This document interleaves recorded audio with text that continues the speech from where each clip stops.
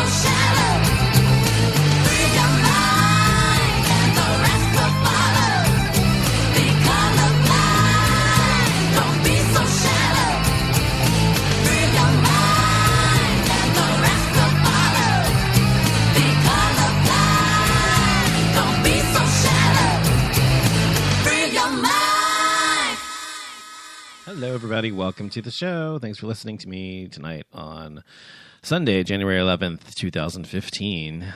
This is show number 8 of 2015, Boyhood and Racist Gays. So I'm going to talk about those things real quick tonight. Another short show. But if you want to find out more about me, you can go to offlimitsshow.com. You can go to Spreaker.com and also iTunes and subscribe to the podcast there. Also on iHeartRadio and on Facebook and Twitter. So feel free to find me wherever you need to listen to the show. I appreciate it. Wherever you listen, thank you. So first of all, I want to talk about Boyhood. This movie we watched tonight. We rented it on Apple TV, and it's that movie. If you haven't heard about it, Patricia Arquette, Ethan Hawke are in it, and it basically chronicles a boy's life. From the age of, I think, how old was he? 6 until he's 18. And so for 12 years of his life. And the thing is, it actually takes the actual actors, Patricia Arquette and Ethan Hawke, and the kid who's playing the boy, which I can't remember his name right now, who's a very talented actor, by the way. And everyone in the movie ages as they aged in real life, because the film was filmed over a 12-year span from 2002 to 2014. And so it's really interesting to see how they age and they change and stuff, and also interweave that with the story that they're telling. And it really does chronicle what this boy's life was like growing up, etc. And it's interesting because it really does show you and remind you, if you are a guy, what it was like to be a boy and an adolescent and growing into a man, and how difficult it is. And I think a lot of people don't understand, especially if you're a woman, don't understand what it means to have to go through the things that boys go through. We talk a lot about what women have to go through in society, but boys, gay, straight, whatever, have our own mountains to climb in terms of our emotional growth and elsewhere and otherwise. I mean, so I think it's really fascinating to see this story unfold, and it's very interesting and very real. It's almost like you're watching somebody's actual lives. It's very good, and it reminds you also that life is filled with a bunch of, as it says in the movie, moments that kind of captivate you in each of them. And so one of the things they say in the movie is like, we're always trying to capture the moment, but really the moments capture us as they happen, because they just happen. Every moment's a new one. And so they said it much more eloquently than I could, and it made more sense watching the entire film. But it's a really good film, so check it out if you haven't seen it. Boyhood.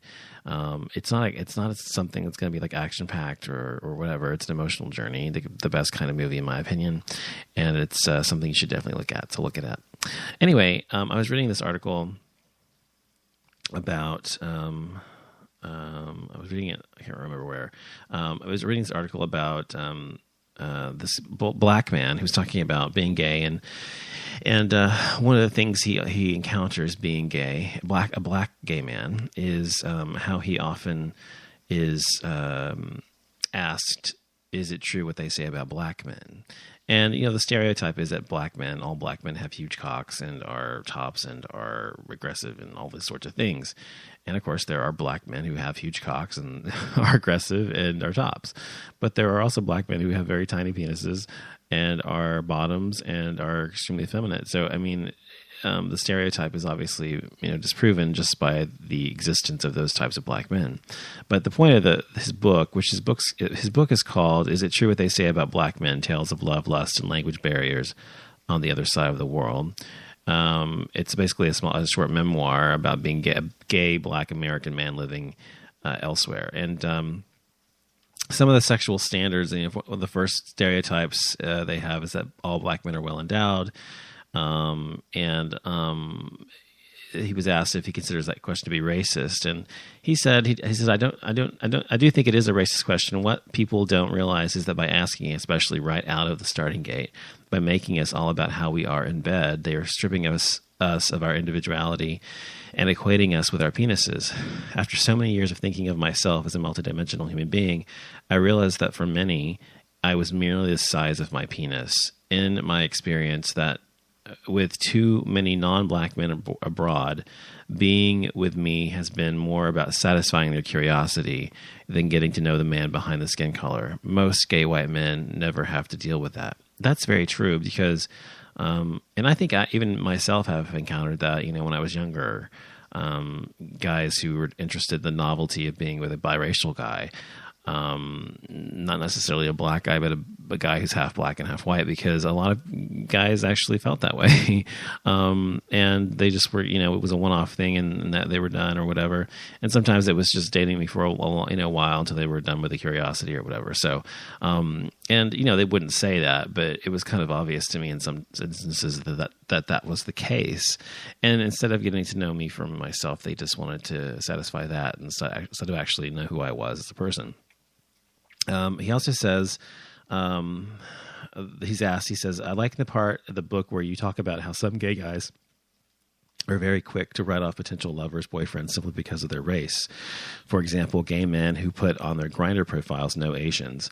I often hear guys argue that it's not racist, it's about personal preference. His response is really good. He says, saying I like apples better than oranges is a statement of preference. Writing no Asians in your Grindr profile is not about preference, it's about exclusion, especially when you insist on putting it in writing. You aren't saying you prefer this or that. You're saying if you're Asian, don't even bother. These same people judge white guys individually and dismiss them individually. If they don't like them, they just don't respond or they block them. But with Asians or blacks, they're dismissing them collectively, making a preemptive strike against them because, well, they think they all look the same or they're all unattractive, which is basically what you're saying when you say you're not attracted to an entire race. I don't understand how people can see the problem with this. It's discrimination, which is key to racism. And the sad thing is, it's an artificial, misguided distinction between Asian as varied as white.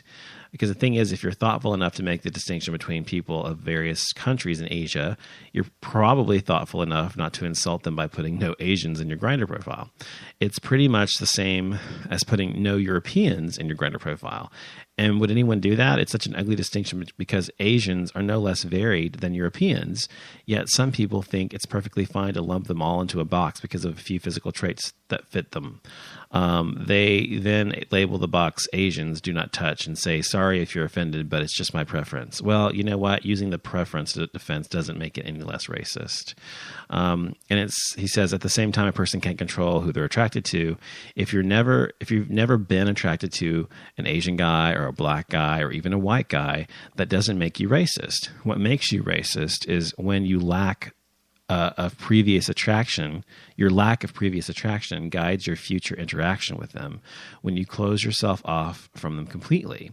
So instead of turning down an Asian guy or black guy, as most white guys would do to another white guy, because you're just not interested, you make it completely about color. How is that not racist? So I find it to be a really sound argument and really very on point because, it is true. It is racist. And people who are gay often will say, gay men will say, oh, it's not racist. I have a personal preference or whatever.